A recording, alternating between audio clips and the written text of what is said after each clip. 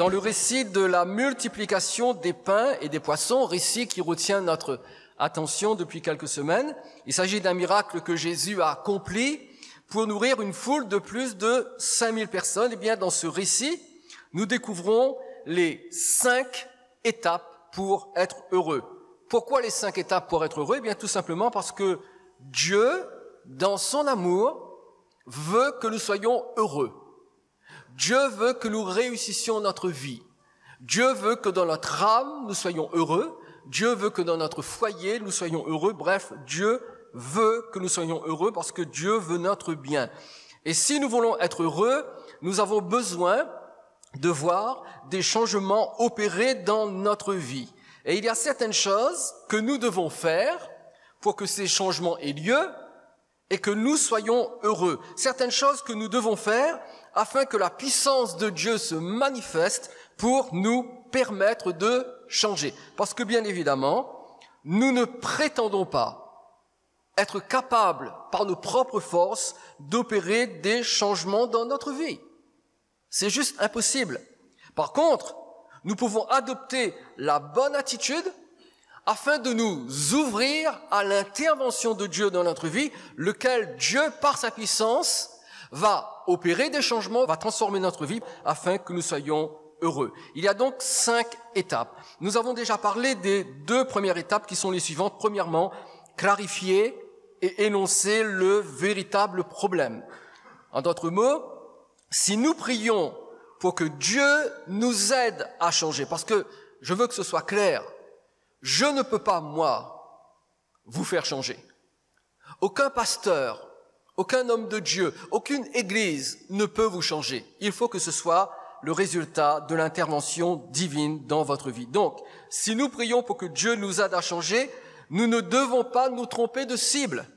Nous devons savoir exactement où se situe notre problème. C'est la raison pour laquelle certaines prières ne changent aucune situation parce qu'elles ne s'attaquent pas au vrai problème.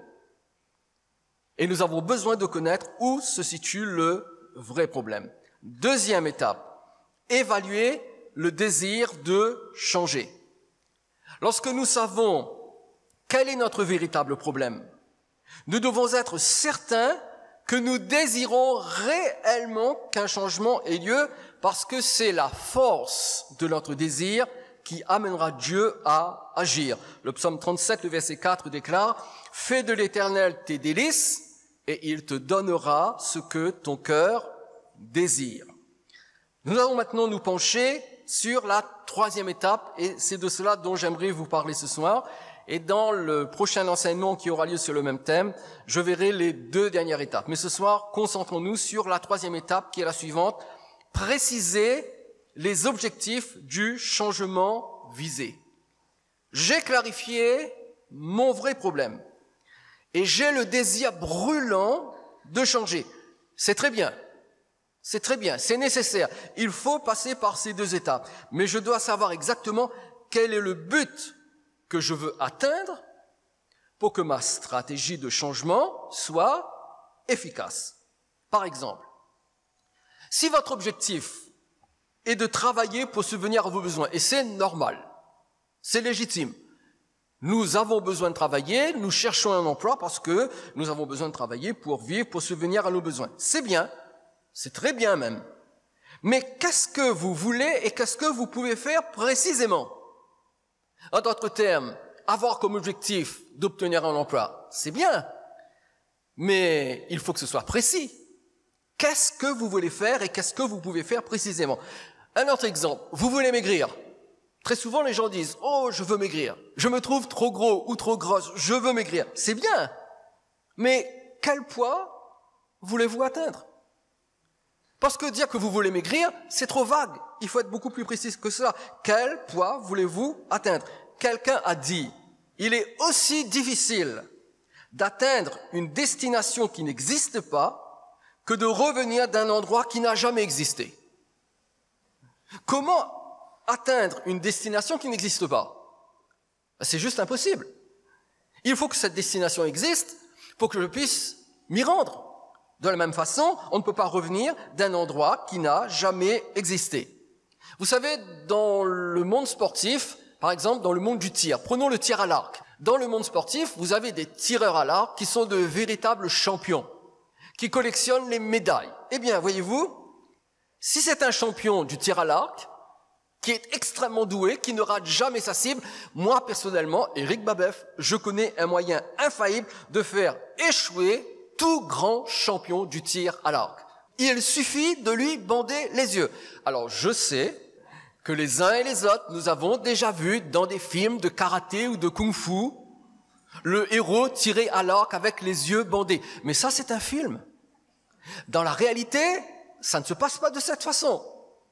Et le champion, aussi doué soit-il, échouera parce que la cible est invisible quand les yeux sont bandés. Ce n'est pas plus compliqué que ça. Donc tout champion de tir à l'arc ne pourra pas réussir sa prestation s'il a les yeux bandés parce que la cible va lui devenir invisible. Eh bien, tout comme on ne peut atteindre une cible invisible, de même, on ne peut pas atteindre un objectif qui n'existe pas.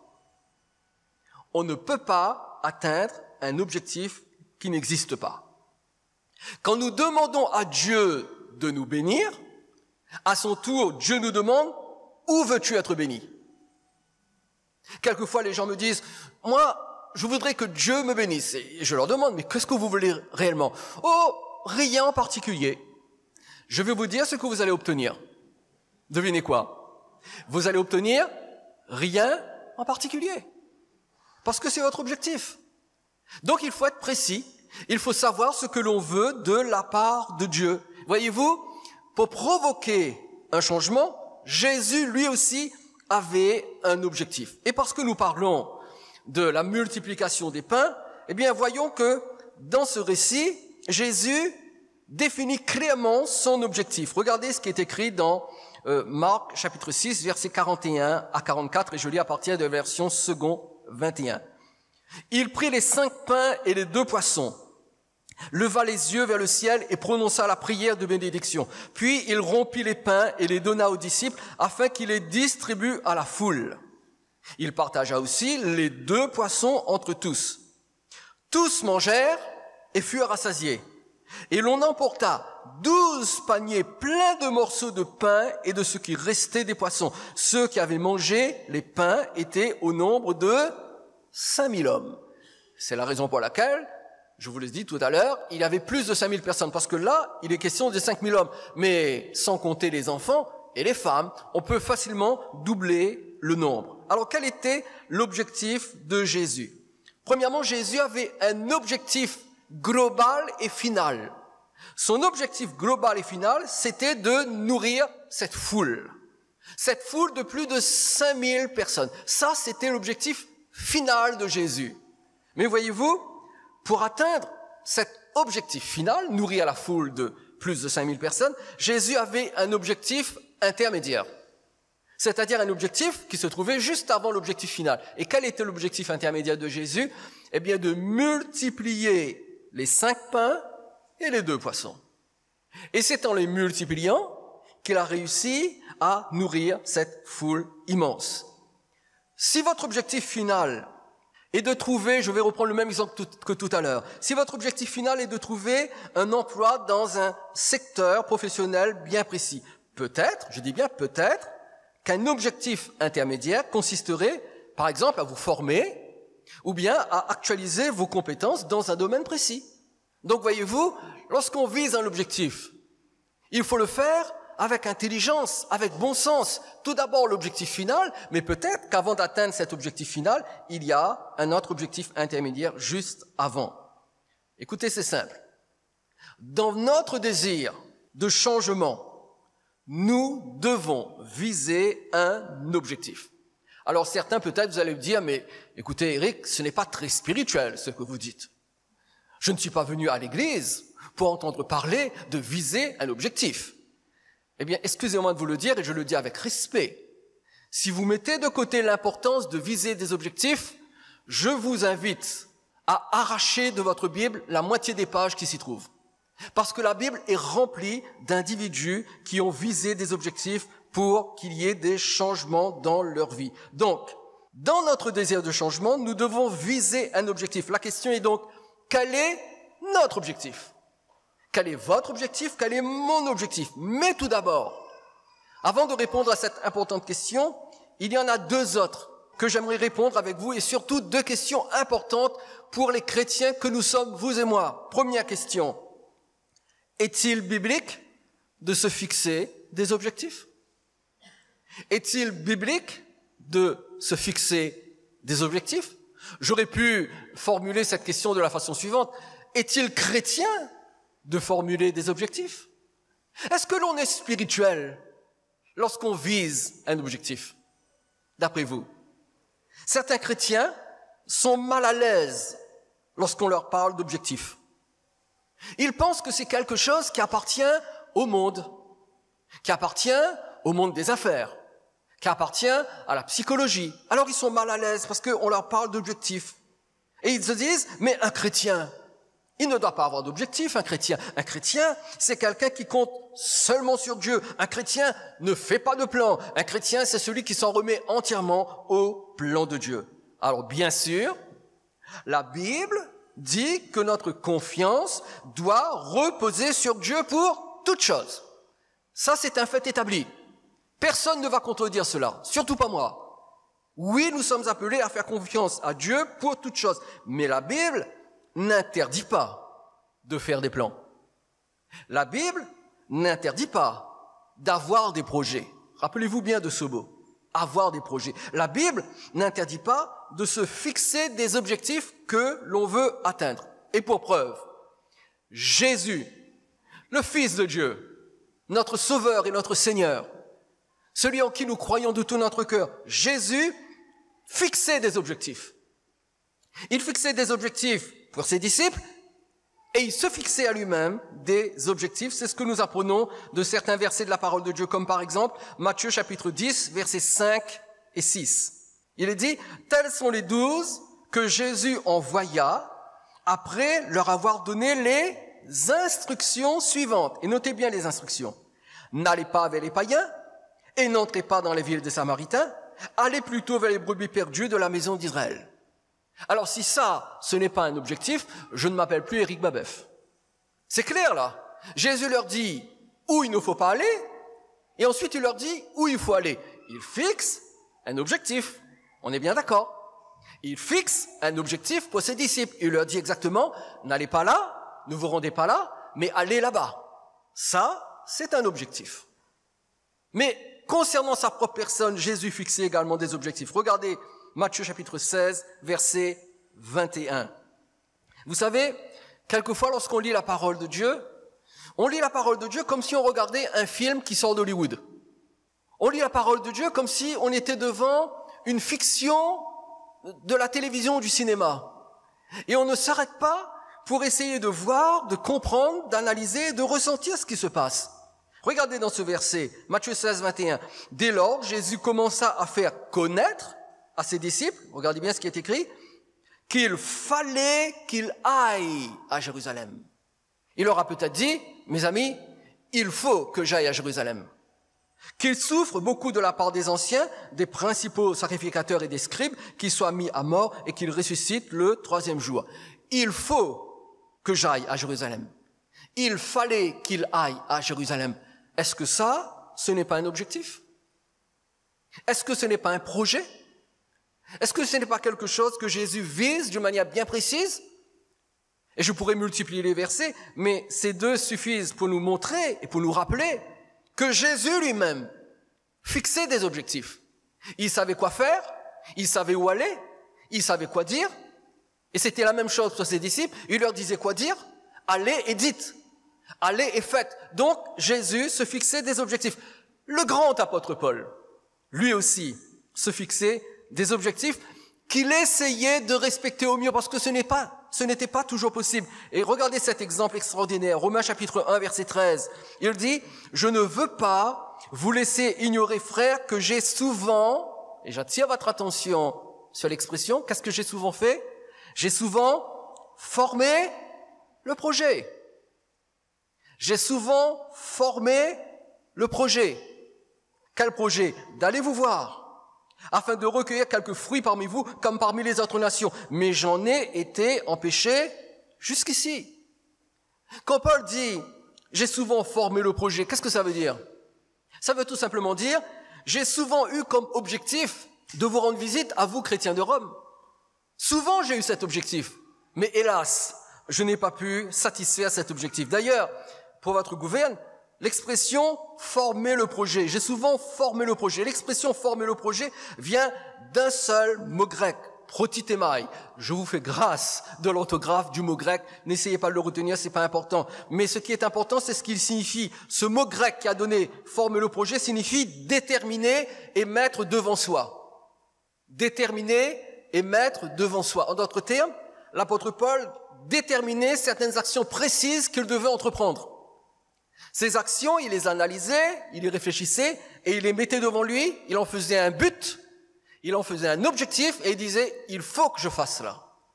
Et dans le cas qui nous intéresse, son objectif c'était d'aller visiter l'église de Rome. Et il le mettait devant lui ce projet, il disait « il faut que j'aille à Rome. Il faut que j'aille visiter les croyants de l'église de Rome ». Donc, est-il biblique de fixer des objectifs? Si ce n'est pas biblique de fixer des objectifs, alors nous avons un gros problème. Un gros problème. Lequel? Eh bien, Jésus, le Fils de Dieu, fixait des objectifs. Le grand apôtre Paul fixait des objectifs. Et si vous et moi, nous estimons que ce n'est pas spirituel, que ce n'est pas chrétien, que ce n'est pas biblique de se fixer des objectifs, nous sommes devant un vrai dilemme. Que faisons-nous de l'exemple que nous donne Jésus et l'apôtre Paul? Alors ceux qui sont réticents envers les objectifs, ceux qui pensent que faire des plans, viser des buts à atteindre, c'est pas très spirituel, c'est pas très chrétien, et ils croient que un chrétien ne devrait pas faire cela, habituellement, ces gens citent ce texte que j'aimerais lire avec vous. Jacques, chapitre 4, versets 13 à 15. Jacques dit, « À vous maintenant qui dites, aujourd'hui ou demain, nous irons dans telle ville, nous y passerons une année, nous trafiquerons et nous gagnerons. Vous qui ne savez pas ce qui arrivera demain, car qu'est-ce que votre vie?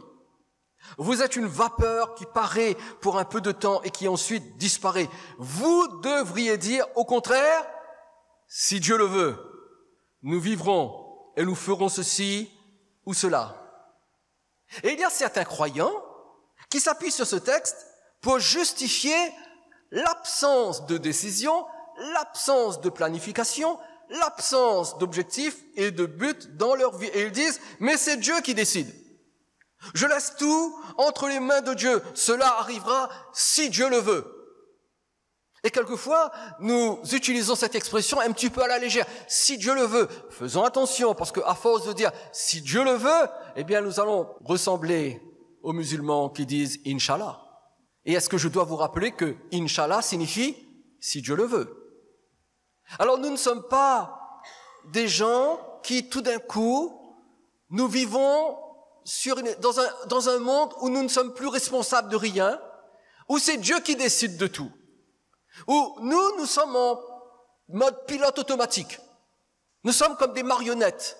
Il y en a un autre qui tire les ficelles. Mais ce n'est pas ça la vie avec Dieu.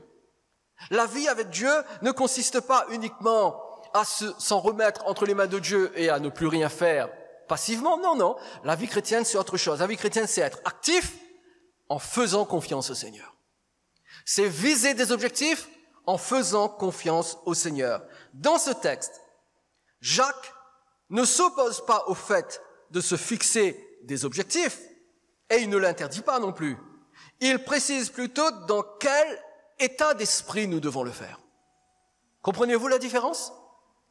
Jacques n'est pas en train de nous dire que nous ne devons pas nous fixer des objectifs. En fait, il est en train de nous dire que quand nous le faisons, nous devons le faire avec un état d'esprit bien particulier. Jacques dit que nous devons avoir des objectifs, parce qu'il le dit au verset 13. « À vous, maintenant qui dites, aujourd'hui ou demain, nous irons dans telle ville, nous passerons une année, nous trafiquerons, nous gagnons. » À vous qui placez devant vous des objectifs. À vous qui planifiez votre vie. Donc, il est bien question d'objectifs, mais que ceux-ci doivent être soumis à la volonté de Dieu. Donc, si vous avez des objectifs, oui, visez ces objectifs, mais n'oubliez pas, si Dieu le veut. Si Dieu le veut. En d'autres termes, le principe directeur de notre vie devrait être avant tout la volonté divine. Oui, je vise des buts. Oui, je désire certaines choses. Oui, j'ai des objectifs. Oui, ces objectifs, je les place devant moi et je les poursuis. Mais ces objectifs, je les soumets à la volonté de Dieu. En d'autres termes, si nous avons un projet, et j'espère que vous avez des projets, si nous visons un objectif, la volonté de Dieu doit être prioritaire. C'est-à-dire que nos projets devraient changer si Dieu nous conduit dans une autre direction.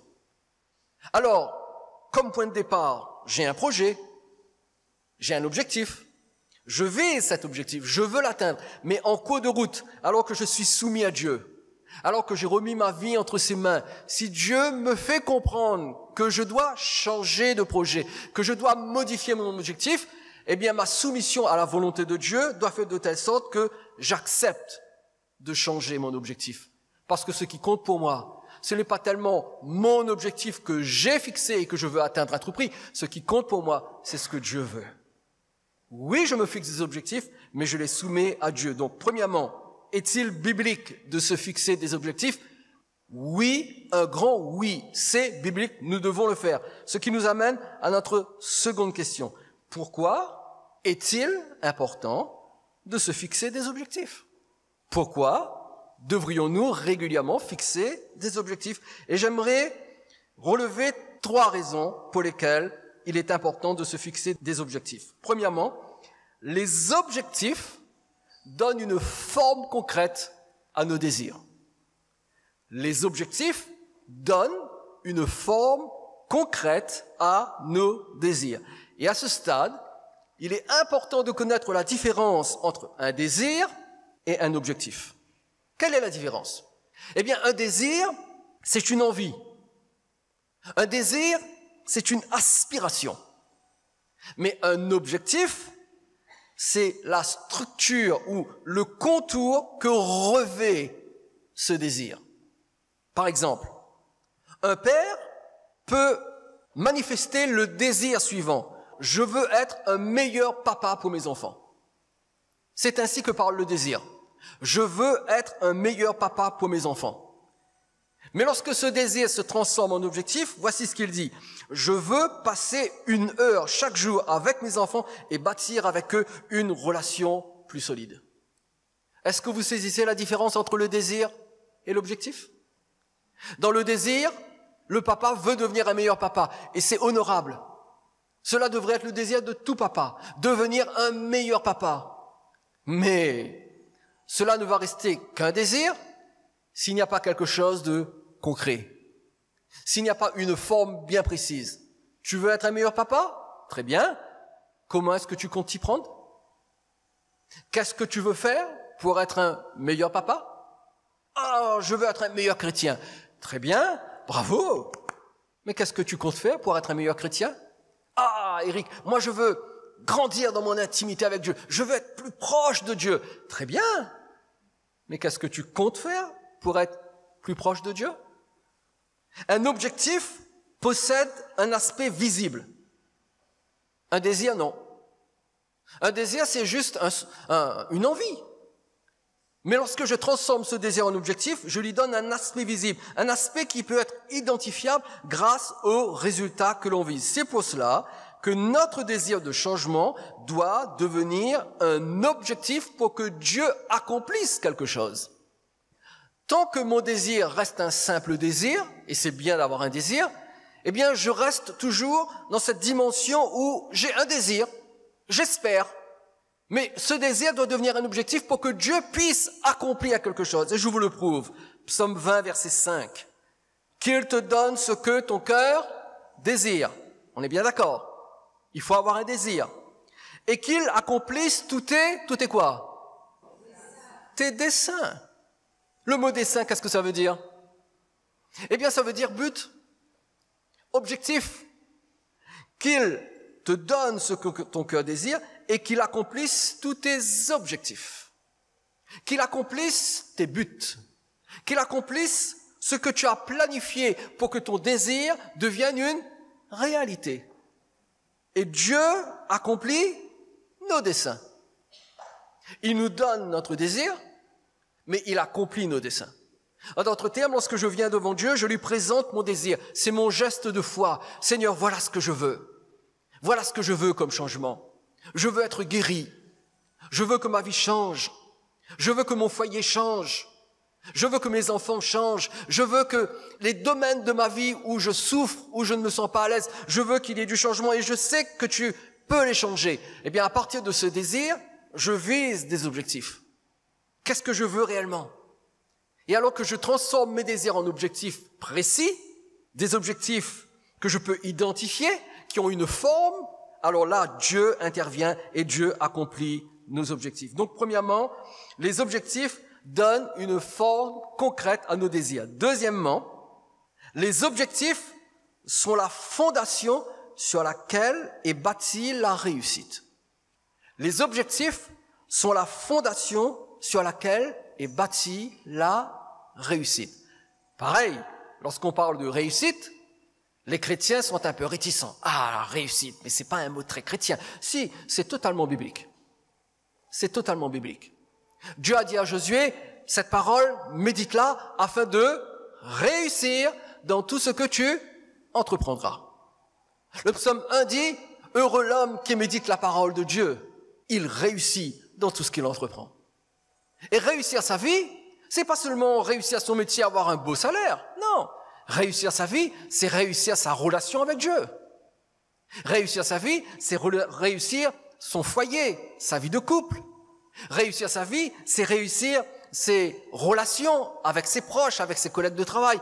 Et j'en passe, les exemples peuvent se multiplier à l'infini. Réussir sa vie, c'est amener la vie là où la vie est absente. Amener l'harmonie là où l'harmonie est absente. Amener la santé là où la santé est absente. Et regardez ce qui est écrit dans Proverbes chapitre 21, verset 5. Les projets de l'homme diligent ne mènent qu'à l'abondance. Mais celui qui agit avec précipitation n'arrive qu'à la disette.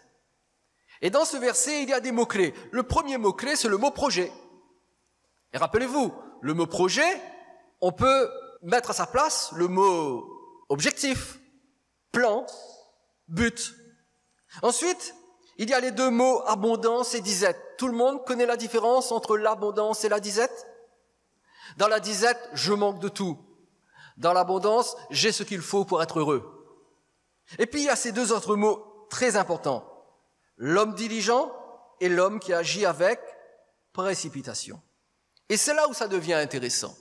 Vous savez que l'Ancien Testament a été écrit en hébreu. Chaque mot est en hébreu dans ce verset. Eh bien, le mot précipitation en hébreu, donc dans la langue originale, le mot désigne un acte irréfléchi accompli trop rapidement. Un acte irréfléchi, donc un acte auquel on n'a pas réfléchi, et que l'on a accompli trop rapidement. Et cela parle de quelqu'un qui n'a rien planifié. Quelqu'un qui n'a pas d'objectif. Quelqu'un qui improvise. Et vous remarquez que celui qui n'a pas d'objectif, celui qui ne planifie rien, celui qui improvise, que fait-il? Il n'arrive qu'à la disette. Il y a quelque chose qui manque dans sa vie. Les choses ne marchent pas. La réussite n'est pas là. La prospérité n'est pas là. La bénédiction n'est pas là. La grâce n'est pas là. Pourquoi? Parce que il n'a rien planifié, il n'a aucun objectif. Le mot diligent ici, les projets de l'homme diligent. Le mot diligent en hébreu désigne une chose qui résulte d'une décision stricte et d'une préparation précise. Une chose qui résulte d'une décision stricte et d'une préparation précise. Et cela parle de quelqu'un qui a un plan, qui veut atteindre l'objectif qu'il s'est fixé. Et que dit notre texte? Les projets, les objectifs de l'homme qui se prépare, qui prépare son objectif, qui vise un objectif. Eh bien, les projets de cet homme ne mènent qu'à l'abondance. Ce qui veut tout simplement dire que les objectifs sont la fondation sur laquelle est bâtie la réussite. Si vous voulez que Dieu vous aide à réussir votre vie, ayez des projets. Ayez des projets pour vous. Ayez des projets pour votre âme. Ayez des projets pour votre relation avec Dieu. Ayez des projets pour votre éternité. Ayez des projets pour votre famille, pour vos enfants, pour votre travail. Ayez des projets parce que dans ces projets que vous présentez à Dieu, eh bien, ces projets deviennent la fondation ou le socle sur lequel est bâtie votre réussite. Et enfin, troisièmement, les objectifs sont les semences de notre avenir. Ce n'est un secret pour personne. Celui qui veut récolter des carottes doit semer des semences de betterave. Non, carottes.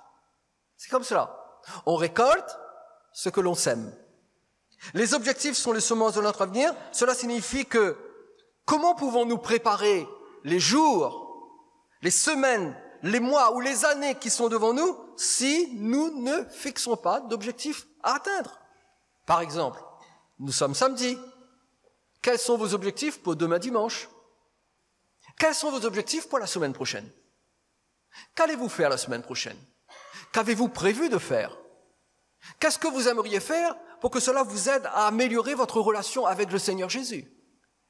Qu'est-ce que vous avez projeté de faire pour que cela vous rapproche davantage de ce que vous voulez dans votre vie, globalement parlant?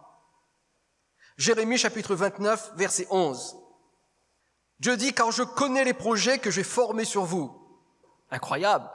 Dieu a des projets. Dieu a des objectifs. Qui sommes-nous pour prétendre être plus spirituel que Dieu au point de ne pas avoir d'objectif, de ne pas avoir de projet, alors que lui-même il en a? Qui plus est, ces projets nous concernent vous et moi.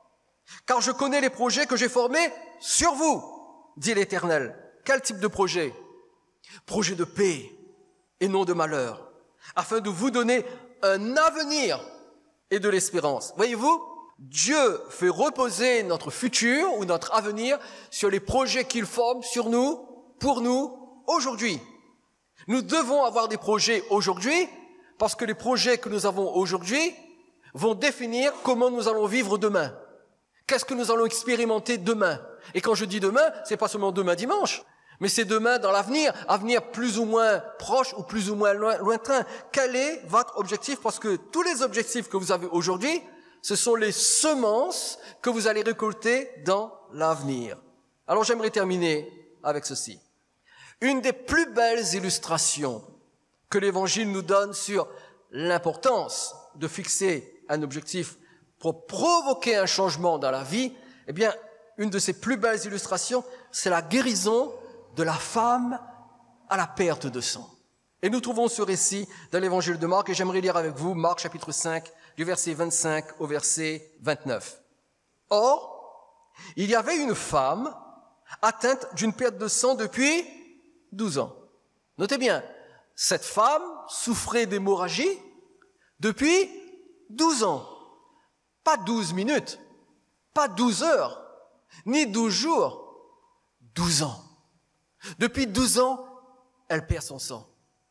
Et vous comprenez que le sang, c'est la vie. Le sang, c'est l'énergie. Perdre son sang, c'est perdre sa vie. Et depuis 12 ans, cette femme souffrait d'hémorragie. Verset 26, elle avait beaucoup souffert entre les mains de plusieurs médecins.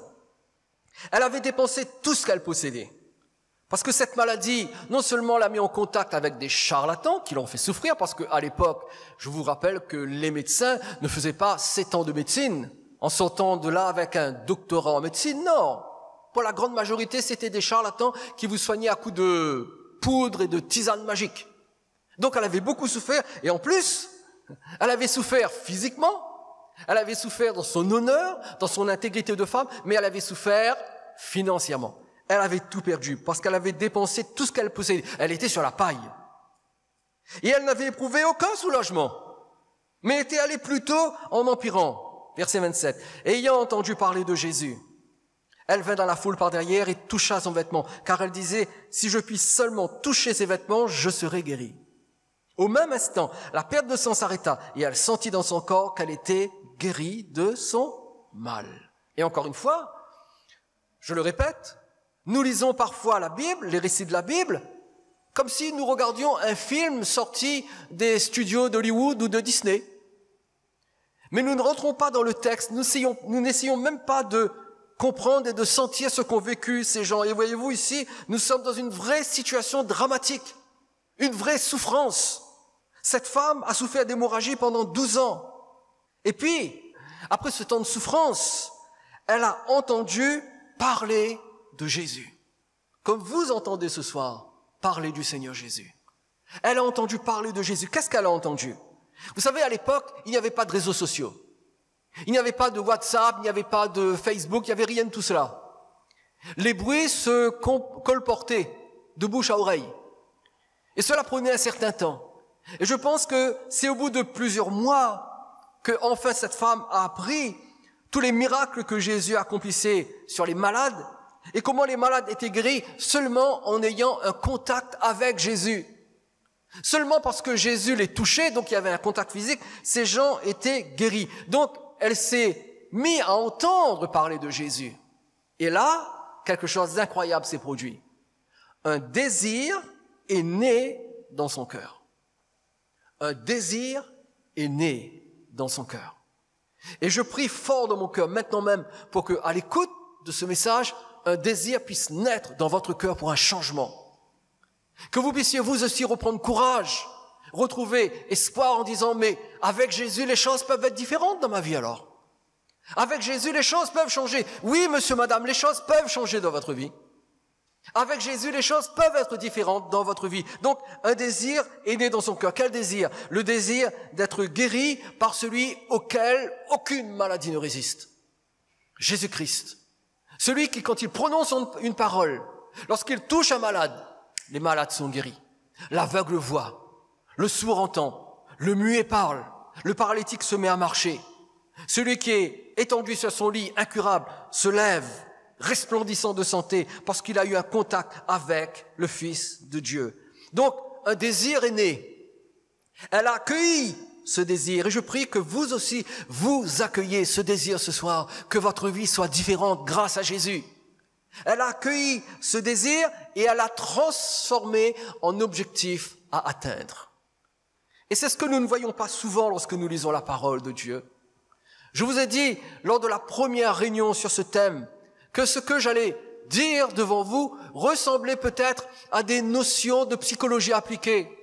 Et je me souviens vous avoir dit qu'en réalité, les psychologues au XXe siècle ont découvert des principes que Jésus avait déjà mis en action 2000 ans auparavant.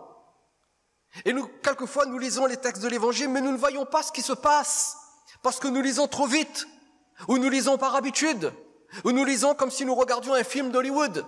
Et nous ne rentrons pas dans le cœur des gens, nous ne sentons pas ce que les gens sentent dans leur cœur. Et j'aimerais voir avec vous comment, lorsque cette femme a transformé son désir en objectif à atteindre, comment les choses ont changé pour elle. Et j'aimerais regarder avec vous, pour terminer, les 3 choses qui se sont produites lorsque cette femme a accueilli ce désir et elle a transformé en objectif. Première chose qui s'est produite chez elle, son objectif a donné une forme concrète à son désir. En d'autres termes, lorsqu'elle a entendu parler de Jésus, lorsqu'elle a appris tout ce que Jésus faisait, comment Jésus a touché le lépreux et le lépreux a été instantanément purifié, comment il a juste touché les yeux de l'aveugle et les yeux de l'aveugle se sont ouverts et il a commencé à voir comme s'il n'avait jamais été aveugle.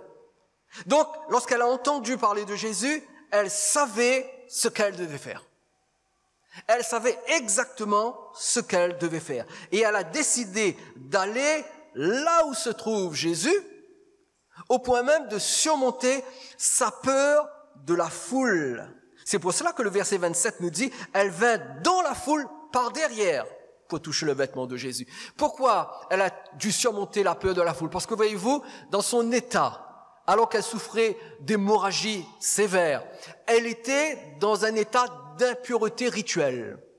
Ce qui veut tout simplement dire que si dans cette foule, on avait découvert que cette femme souffrait de perte de sang, eh bien, la foule qui l'entourait aurait pu être extrêmement violente avec elle, voire même la lapider sur place, parce qu'elle commettait ce qu'ils considéraient comme un péché. Elle n'avait pas le droit d'être là parce qu'elle était rituellement impure. Mais elle a quand même pris le risque. Pourquoi? Parce qu'elle n'avait pas seulement un désir, elle avait un objectif.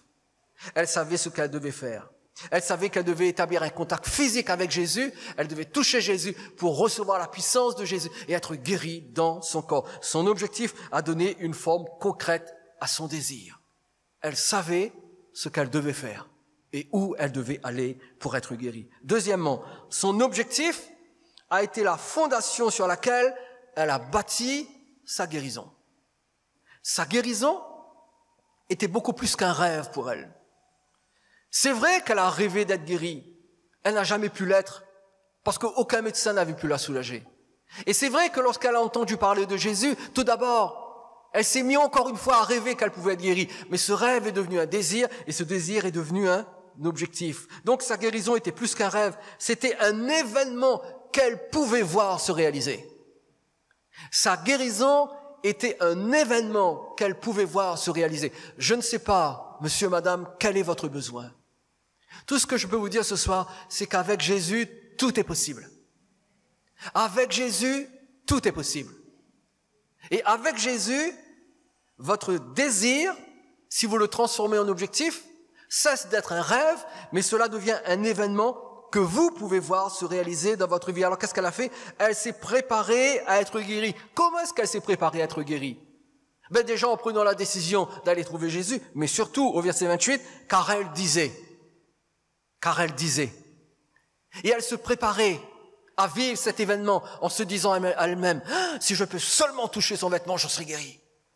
Et elle a dû se dire la même chose encore et encore et encore. Elle se préparait en se disant qu'il lui suffisait de toucher les vêtements de Jésus et elle serait guérie. Donc son objectif, l'objectif d'aller toucher Jésus pour être guérie, a été la fondation sur laquelle elle a bâti sa guérison. Et enfin, troisièmement, son objectif a été la semence de son avenir. Elle n'est pas restée prisonnière de son passé. Quel passé elle a eu? 12 ans d'hémorragie. Mais elle n'est pas restée prisonnière de son passé. Elle n'est pas restée prisonnière de ces 12 ans à souffrir de perte de sang, mais elle s'est fixé un objectif. Elle s'est dit, il faut que j'aille là où il est. Il faut que j'aille toucher le prophète de Galilée. Il faut que j'aille là où se trouve Jésus. Et lorsque je le toucherai, je serai guérie. Et qu'est-ce qu'elle a fait? Eh bien, elle est venue dans la foule par derrière, elle a touché le vêtement de Jésus, et le verset 29 nous dit, elle fut guérie de son mal. Mais voyez-vous, si elle fut guérie de son mal au moment où elle a touché Jésus, c'est parce que longtemps avant, peut-être des semaines, peut-être même des mois, elle avait fixé un objectif. Et elle voyait, elle le disait, elle le croyait. Lorsque je serai là où est Jésus et que je toucherai le bord de son vêtement, je serai guérie. Elle avait un objectif. Elle le gardait en elle. Elle le confessait intérieurement. Et les jours ont passé, les semaines, peut-être même les mois ont passé, mais elle avait semé son objectif. Et son objectif est devenu la semence d'un meilleur avenir pour elle. Entre un passé de souffrance et un avenir où les choses changent pour le mieux, il y a le présent. Et je ne remets pas en question votre passé. Passé lointain ou passé proche. Peut-être que depuis quelques semaines ou quelques mois ou quelques jours, vous êtes conscient de souffrir d'un mal que vous n'arrivez pas à surmonter. Eh bien, entre ce passé et un avenir meilleur pour vous, il y a le présent. Et que devez-vous faire avec ce présent? Ce présent, vous devez l'utiliser. Vous devez vous servir de votre présent pour viser un objectif et compter sur le Seigneur. Donc ce soir, fixez-vous un objectif. Quel est le changement que vous voulez voir intervenir dans votre vie? Faites de ce désir un objectif. Visez-le et touchez cet objectif. Voyez-vous, 2 pas sont nécessaires pour que on puisse produire des changements dans notre vie. Premier pas, si vous voulez que votre vie change, le premier pas consiste à recevoir le pardon de vos péchés. C'est le pas le plus important que vous puissiez faire. Recevoir le pardon de vos péchés et faire la paix avec Dieu. Parce que quand vous faites la paix avec Dieu, quand vous êtes pardonné de vos péchés, vous visez l'objectif suprême de l'existence. Quel est cet objectif? L'éternité avec Dieu. Où passerez-vous l'éternité? Lorsqu'arrivera le moment pour vous de quitter cette terre, disons-le clairement, lorsque vous mourrez, lorsque votre vie cessera sur terre, où irez-vous? Où passerez-vous l'éternité? De quoi sera fait votre futur éternel? N'oubliez pas, votre objectif d'aujourd'hui, c'est la semence de votre avenir. Donc, premièrement, recevez le pardon de vos péchés, faites la paix avec Dieu en croyant dans la personne et dans l'œuvre de Jésus à la croix. Parce que voyez-vous, lorsque Jésus a été crucifié, lorsqu'il est mort à la croix, il n'est pas mort comme un martyr dont les bourreaux ont été plus forts que lui. Absolument pas, non. Jésus a dit, ma vie, on ne la prend pas. Ma vie, je la donne. Jésus a donné sa vie pour que votre vie puisse changer.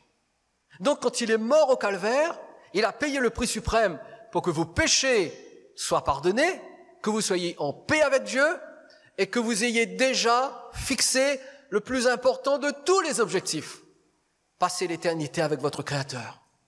Passer l'éternité avec Dieu. C'est le plus grand miracle que vous puissiez recevoir ce soir. Être pardonné de vos péchés et aller pour l'éternité avec Dieu. Et le second pas consiste à former des projets de changement, mais avec l'aide de Jésus. Parce que rappelez-vous, nous n'avons pas en nous-mêmes la force nécessaire d'opérer ces changements. Vous n'êtes pas ce soir dans un séminaire de développement personnel où on vous apprend des trucs pour maîtriser votre mental. Absolument pas. Je suis en train de partager avec vous un principe hautement spirituel. Décidez de ce que vous voulez. Sachez ce que vous désirez. Transformez-le en objectif avec l'aide de Jésus. Cela signifie que nous nous soumettons à la volonté de Jésus, que nous incluons Jésus dans notre objectif pour que Jésus fasse réussir notre projet, notre objectif. Et si nous respectons ces deux pas que je viens de formuler devant vous, si nous respectons ces deux pas, alors nous avons une merveilleuse promesse de la part de Dieu, et ce sera le verset de la fin. Proverbe, chapitre 16, verset 3. Recommande à l'Éternel tes œuvres, et tes projets réussiront. Recommande à l'Éternel tes œuvres. Cela veut dire, confie-toi en Dieu. Donne à Dieu ta vie entière. Soumets-toi à Jésus-Christ comme le Sauveur et le Seigneur de ta vie. Donne ta vie à Dieu. Recommande-toi à l'Éternel et tes projets, tes objectifs, tes buts, tes plans réussiront. Parce que le désir que tu as, tu l'auras transformé en objectif, tu l'auras amené à Jésus, tu auras tout d'abord donné ta vie à Jésus. Ensuite, cet objectif, tu l'auras placé devant Jésus en disant « Jésus, voilà ce que je veux pour ma vie. Voilà ce que je désire. Je désire tel changement dans ma vie, je désire tel changement dans mon foyer, je désire tel changement dans mon âme. Voilà ce que je veux. Toi seul peux accomplir cela, Jésus. Moi, je ne le peux pas. Mais toi, tu peux, Jésus. Alors, je te donne ce projet. » Et la Bible dit « Tes projets réussiront. » Parce que Dieu a pour vous et pour moi des projets de paix, des projets de salut, des projets de guérison, des projets de délivrance. Dieu veut le meilleur pour vous. Dieu est de votre côté. Dieu vous aime. Il a donné Jésus pour vous prouver qu'il vous aimait. Et Jésus a fait tout ce qu'il fallait pour que par son sacrifice à la croix et par sa résurrection, la puissance de Dieu puisse intervenir dans votre vie et changer ce que vous avez besoin comme changement. Est-ce que vous voulez lui faire confiance ce soir? Est-ce que vous voulez simplement lui dire, Jésus, moi je ne peux pas, mais toi tu peux. Alors Jésus, j'en appelle à toi. Viens et change ma vie, Jésus.